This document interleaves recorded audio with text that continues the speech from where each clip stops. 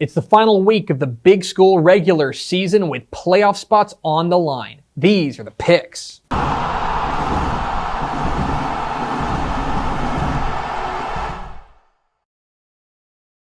Welcome into the picks presented by Visit Arlington, your guide to Texas high school football weekend. My name is Greg Tepper of Dave Campbell's Texas Football and TexasFootball.com. Thank you so much for tuning in and welcome into week 15. But really, what we can just call it is the final week of the regular season for Class 6A and Class 5A. Of course, 4A and below are already deep into the playoffs, but this is the final week of regular season play for the big schools. And it's a weird one, okay? I'm going to be honest with you.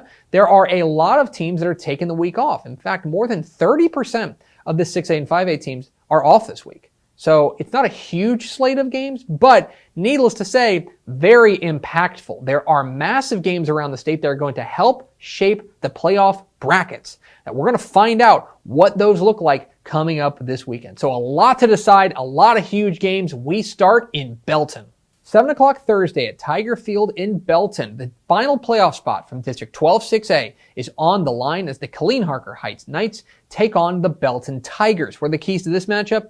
Key number one, let's get pointsy. I think this has a chance to be a relatively high-scoring game because I think the offenses are the strengths for both of these squads. For Harker Heights, they've got an outstanding balance to their team with quarterback Sean West and running back Rashawn Sanford. On the Belton side, their offense has been a little bit inconsistent, but I do think that they have a playmaker in dual threat quarterback Ruben Jimenez, who I think has gotten better as the season has gone on. Furthermore, look, both defenses have left something to be desired, which I think gives these offenses an opportunity to cook. So, can either of these defenses step up, or will this game get pointsy? Key number two, close and closer. If you take a look at these teams, it's kind of amazing that they're in this spot playing for their playoff lives, considering how many close games they've played. In fact, combined, Belton and Harker Heights have played 9 combined games that have been decided by one score. Yeah, that's serious when you're talking about games that are decided by 7 or fewer points. Belton is 1-3 in one-score games, while Harker Heights is 3-2. So they've got a lot of experience playing in close games. Sometimes they just haven't come up on the right side of it.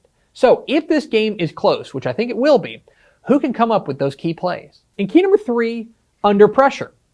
This is a win and in game. The winner of this game goes on to the playoffs. They will face off against Duncanville next week. The loser, hanging up pads, basketball season. Okay, it's over for them. This is functionally a playoff game for this. It starts this week, and there's a lot on the line. Belton missed the playoffs last year for the first time since 2013, and they're anxious to prove that that's an outlier, that is the exception as opposed to the rule. Harker Heights has had a great year. They have already clinched their first winning season since 2016, but if they miss the playoffs, what's it for, right? Wouldn't that leave a sour taste in their mouth? I mean, that's what's on the line here. As far as playing into the playoffs, coaches will tell you that's important for program development. So, there's a lot on the line here, and this is functionally a playoff game. Who handles that playoff pressure better? Who am I picking?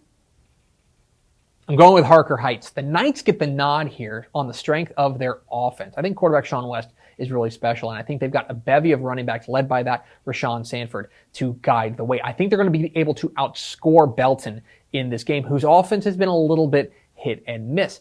Their defense, though, has a chance to step up and play their best game of the year, and they'll need to. If Belton's defense can show up in a big way, I think they can grab that final playoff spot. But for now, I think Harker Heights is dancing. Give me the Knights. 7 o'clock Friday night at C.H. Collins Athletic Complex in Denton. It's a top 10 matchup in 5A Division I as Denton Ryan takes on Frisco Lone Star. This is a game that we've been looking forward to ever since realignment came out. And look, there's some history between these two teams. Denton Ryan absolutely dominated Frisco Lone Star in the state semifinals last year, ending Lone Star's undefeated run, and you know that Lone Star would like a little bit of revenge. I do think that Lone Star has bounced back really nicely from a rocky start. I think that they've been able to get running back Jaden Nixon going alongside quarterback Garrett Rangel, and most importantly, their defense has stepped up in a big way. They gave up 34 points per game in their first 2 games. Since then, giving up 14 points per game. The defense has stepped up. How do they handle this Denton Ryan team that has so many different versatile weapons? Jatavian Sanders, Billy Bowman. But the real secret for Ryan, and nobody's talking about, Kiori Hicks, their running back. He has been exceptional. I think he's stepping up in a big way. I think that Lone Star's got a shot, especially if that defense steps up in a big way. But I think the number 1 Raiders bring home a victory. 7 o'clock Thursday night at Dick Bivens Stadium in Amarillo, the District 2 5A Division I title is on the line as Lubbock Coronado visits Amarillo Tascosa. And for all we talk about the offenses, right? Lubbock Coronado with their quarterback Sawyer Robertson, the flexbone offense for Tascosa led by Major Everhart. These might be the 2 best defenses in Region 1. Their defenses have been outstanding, and by the way, their strengths tend to match up well against their opponent in this one. When you look at Tascosa, the strength of their defense, I think, is in the secondary, led by DJ Tatum. And then when you take a look at Coronado, I think the strength is in the linebacker core, led by Isaiah Kelly. I think this game actually has a chance to be pretty low scoring. So who can come up with those big plays? I think that it's going to be very difficult to drive on their opponents. I think they're going to need to be able to hit some home runs in this game. That's where I think Lubbock Coronado may have the advantage. I think they're able to hit a couple of home runs and win a low-scoring slugfest. Give me the Mustangs. And 7:30 p.m. Friday night at Richard Flores Stadium in Edinburgh, the District 31 6A title is up for grabs as Edinburgh Vela welcomes in Mission.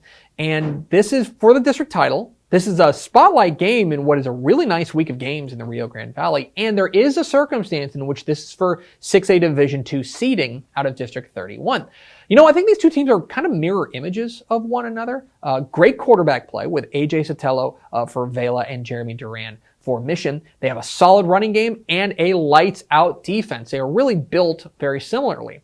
What's interesting about this game is, with all due respect to the rest of District 31, I think this is really the first real test for both of these teams here in week 11, week 15, whatever you want to call it. So it's really hard to know what to expect.